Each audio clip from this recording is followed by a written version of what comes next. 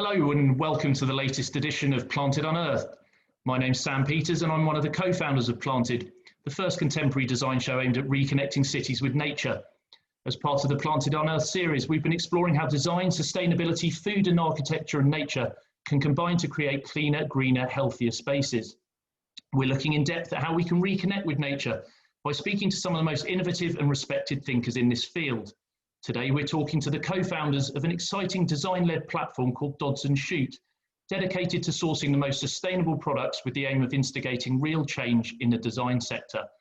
Recently, Dodds Shute embarked on an ambitious research piece aimed at providing architects and designers with a clear insight into the environmental impact of different furniture types, companies, and materials. I'm delighted to welcome Steffan Dodds and Nick Shute to Planted Unearthed today. Gentlemen, welcome. Hello, thank you very much. Thanks for having us. Absolute pleasure. Guys, thanks so much for your time. We've been looking at your brand and your business for quite a long time with admiration at Planted. Perhaps Nick, if you'd like to tell us a little bit about the genesis of the brand. How did it all get started? Well, I mean, when did we start up? 2015? 2015, January 2015. We are a furniture dealer.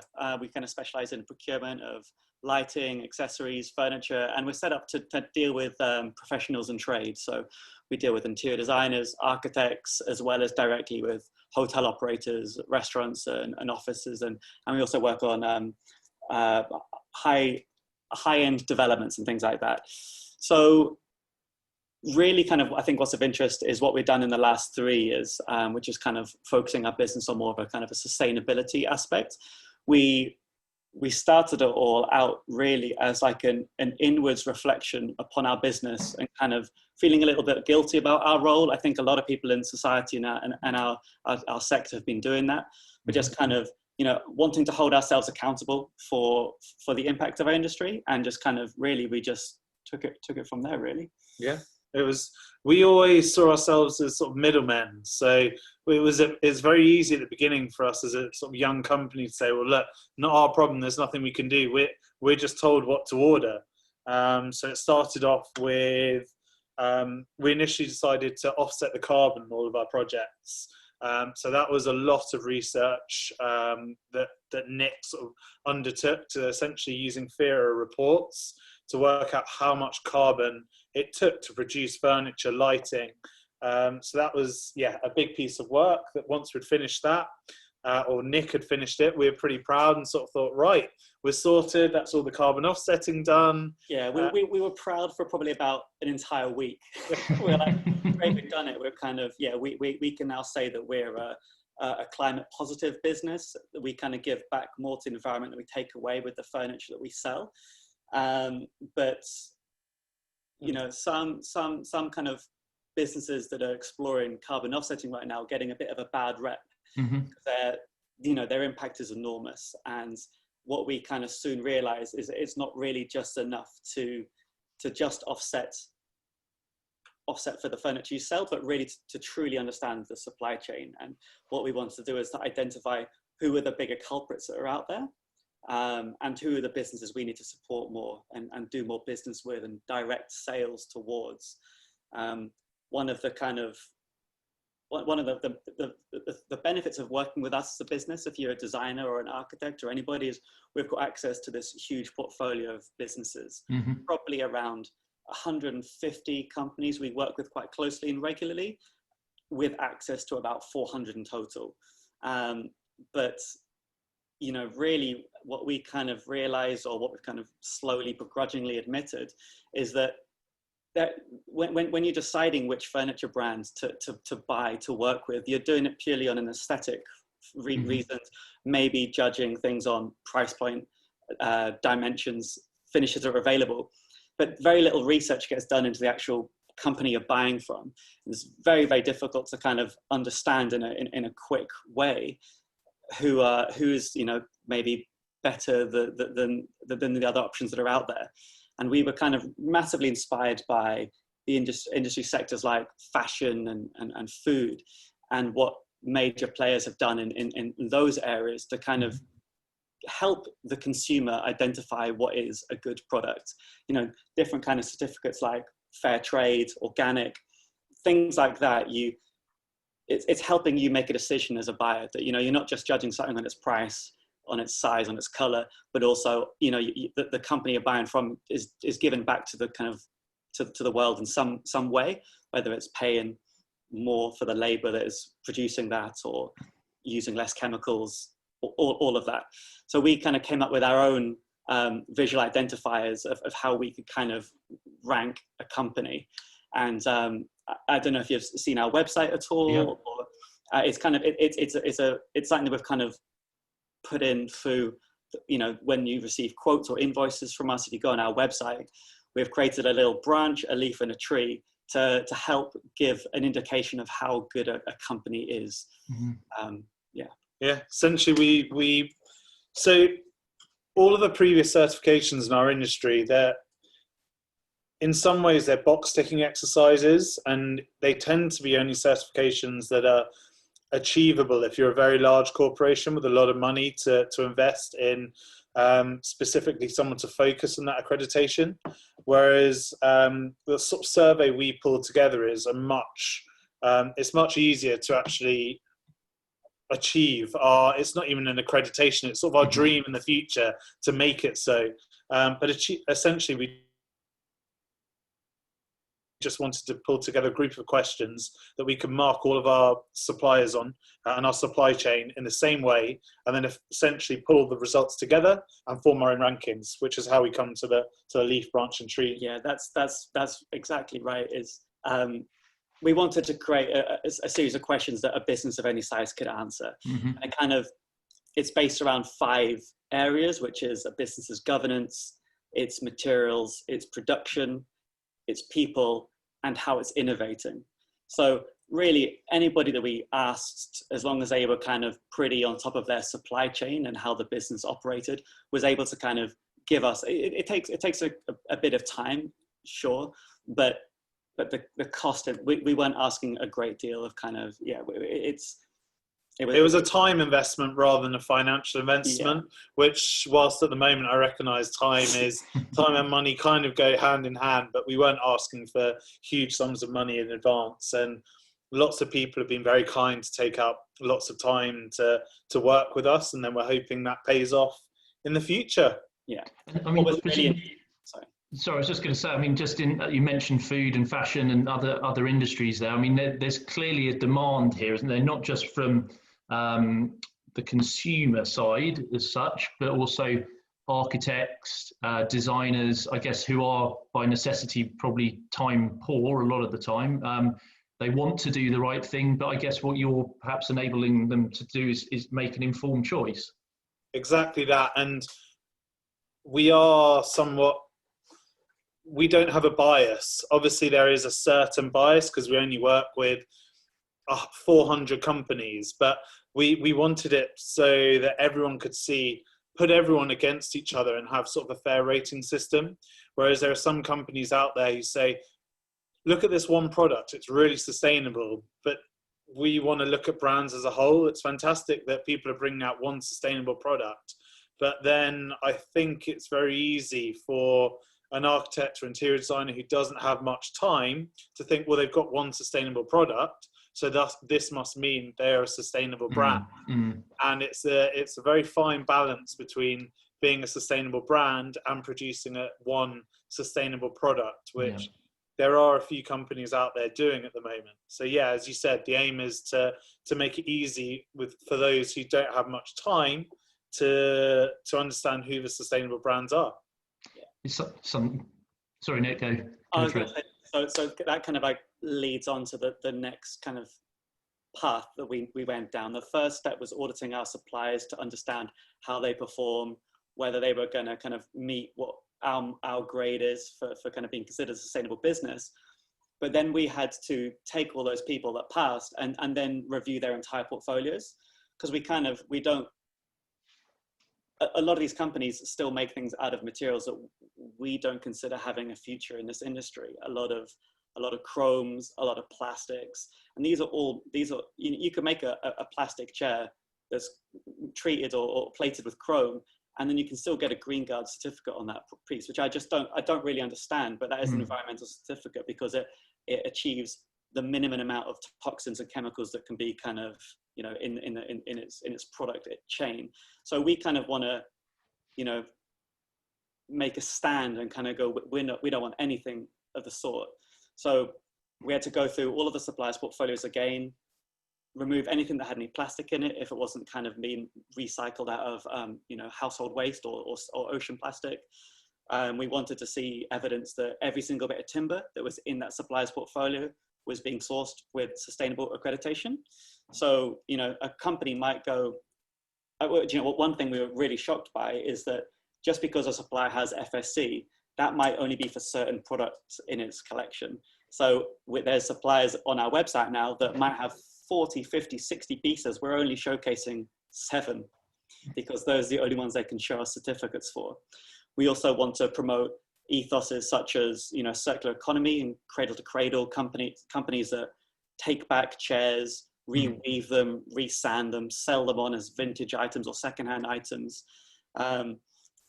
use natural fillings rather than foams, and yeah, all sorts of things. It's been quite arduous to get to this stage, and we've had to kind of really reduce the number of products that were available to the market. But, you know, very, very few that we've found to have been able to kind of hit our standards.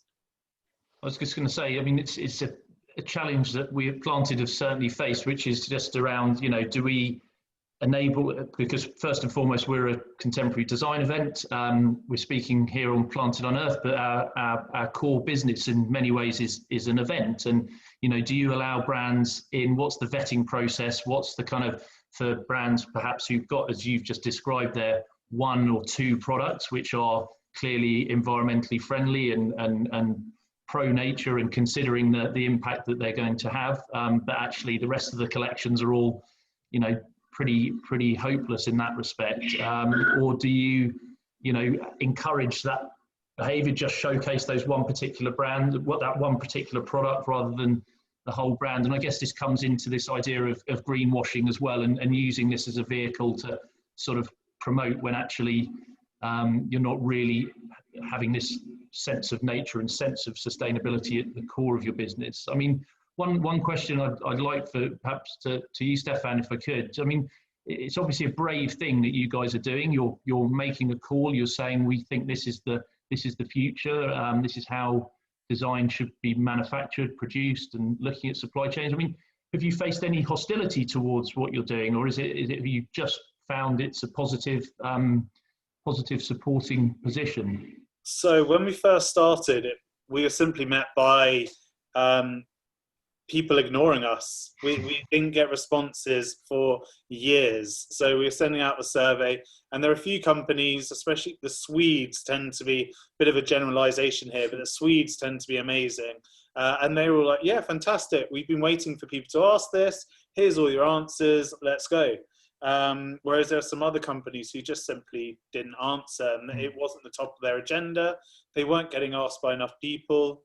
And a lot of people, I think, hope this might be a trend. Yep. That kind of just goes away, and perhaps it will be. I don't know, but we've heard some shocking things at trade fairs of suppliers saying, as Nick's saying, it's just a trend. It'll pass. Yeah.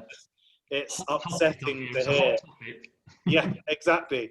And since it's become a hot topic, we've seen so many more responses, and we've got a response from, I'd say, probably 70% of our suppliers, something like that, which is good. I still don't think it's good enough, but the fact that we have a chunk of answers from people is fantastic. And there are some companies who are just refusing to answer because they know they're not going to score highly, which for us is disappointing, because there are other companies out there who have answered and who've scored poorly, but have openly said they would, and are looking to address those changes.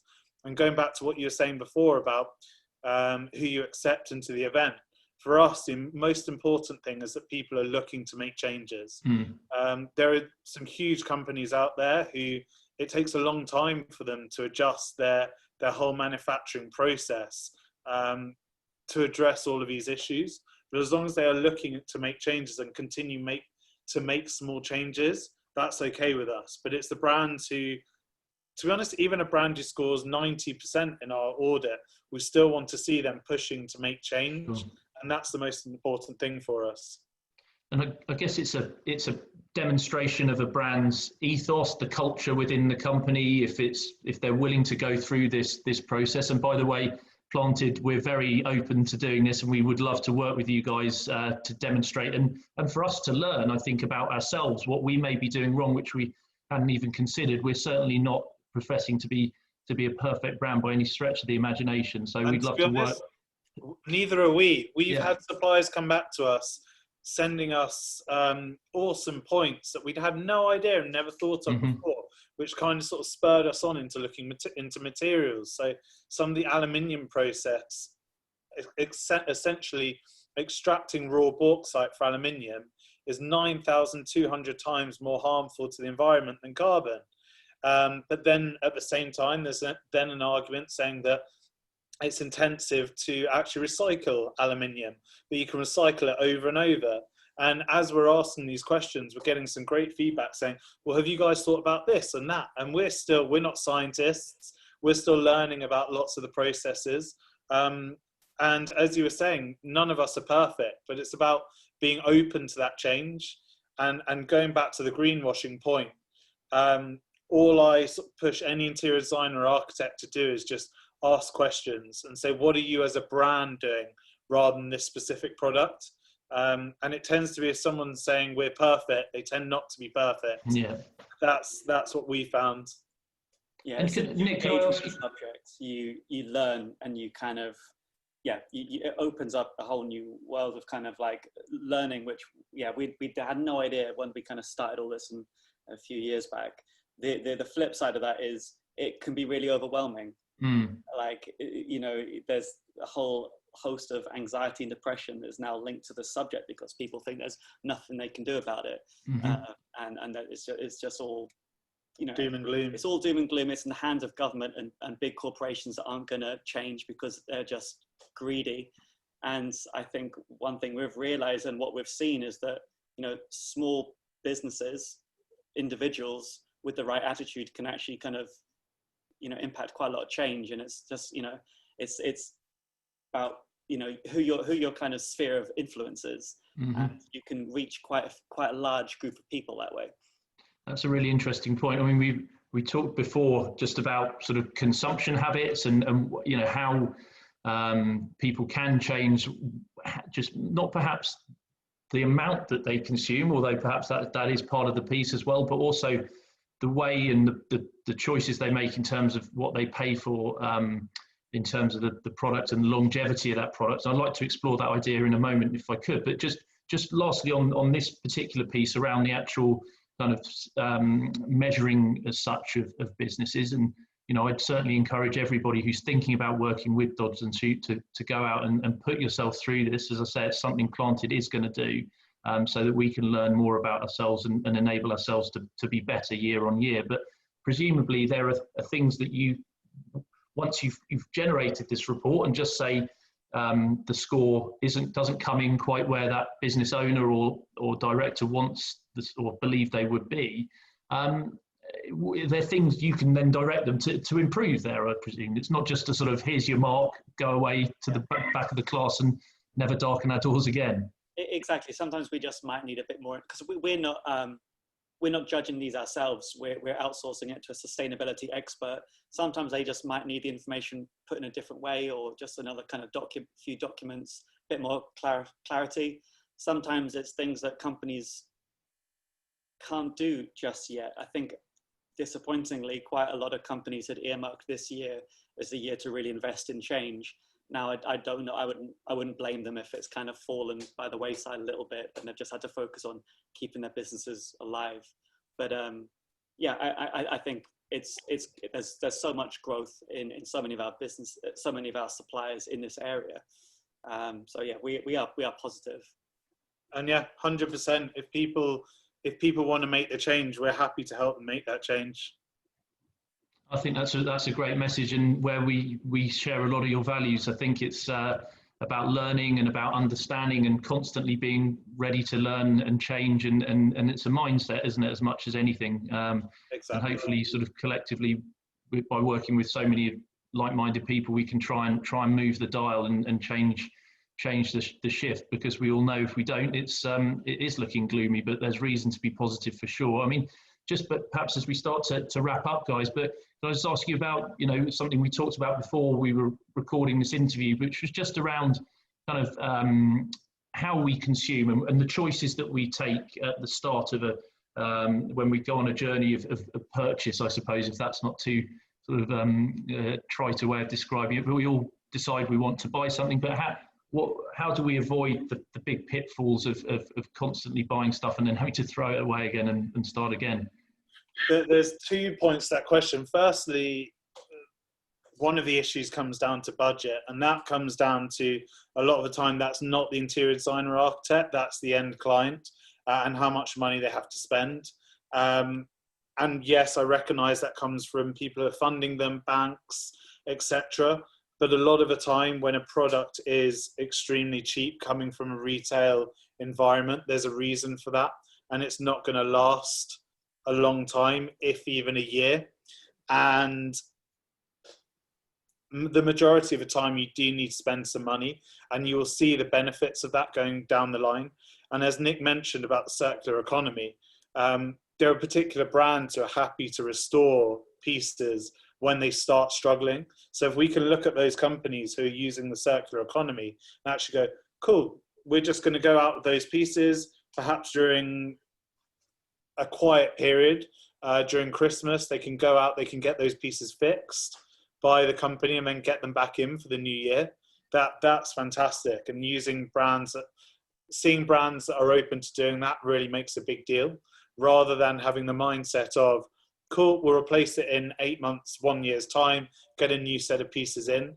That for us, we see happen pretty regularly. And that is something that we are desperately trying to change, because it's disappointing seeing that. But at the same time, there are also artisans and people who are willing to repair those pieces. Mm-hmm. And it's about not just throwing that stuff away. Yes, things break, but I know, for example, Red Deer, they're an architecture practice, great practice. They work with a couple of small makers who are able to go in and fix pieces when they break, which is awesome to see in a project. It makes a massive difference. But yeah, one of the main things from us is don't look at the short term on a project. It just makes such a difference later on down the line if you can look at just fixing things and looking at brands who are geared up to doing so. Buy cheap, buy twice, they say, don't they? Exactly that. I think it was really interesting. We Planted during our launch event in September as part of LDF. We ran an online showcase, and what was really encouraging for us was how many of the brands that we showcased. I'm thinking like Anglepoise, Vestra, Another Country, Benchmark. All these guys are offering repair services, restore and repair, and that really does feel like a growing movement. Do you think, Nick, as well? Oh yeah, hugely. It's something that kind of we want to get involved in more as well. We've started reaching out to kind of people that specialize in this area, local craftsmen, local makers that will provide that service, and we want to kind of couple that with working more with vintage and secondhand as well, because we acknowledge that as much as we try and claim to be a sustainable business, we are still selling new products, harvested from virgin materials. That as much as we can kind of minimize that, the better. That is our biggest impact. So that is the only way we can really improve it. Well, that's a positive way to wrap things up, guys. Just one more question from me, if I may. Looking across your great website, which looks very much like it's had a lovely revamp in recent times. It looks fantastic. So whoever's responsible for that, I think big well done. But one of the things one of the things I enjoyed, and I think is terrific, particularly from a design perspective, is just the fact that you listed a lot of your team's favourite products beneath their bio, which is if you don't mind, we might shamelessly steal that idea because I think it's great. But could you guys just give your personal favourite, just one each, if you may, your favourite product on the market at the moment, which has sustainability at its core, which is at the top of the benchmark of your sort of criteria? Could you both give your favourite each? I guess that's a very difficult question to answer because we have a lot of products in our portfolio, but I was thinking about this the other day, so that's why I've decided to go first. I think if I could afford it for my house, I would love to get the Royal Shelving System by Dodds Shute, which is a stunning kind of all timber wall mounted piece of like modular design, and it's all made in Denmark, all FSC certified, really beautiful collection. I'm going to take the easy way out here. I'm going to actually mention Benchmark. You mentioned they're not actually on our website, but I love how they make their furniture. We recently did an installation in Canary Wharf of one of their tables, and the simplicity of how things go together. Our delivery team said that they've never seen a table go together so easily, and it was simply all wooden parts put together. I love how Benchmark, having worked at Conran in the past and followed them through since I was young, I just love all of Benchmark's ethos and what they do. And to be honest, any of their products I'm a big fan of.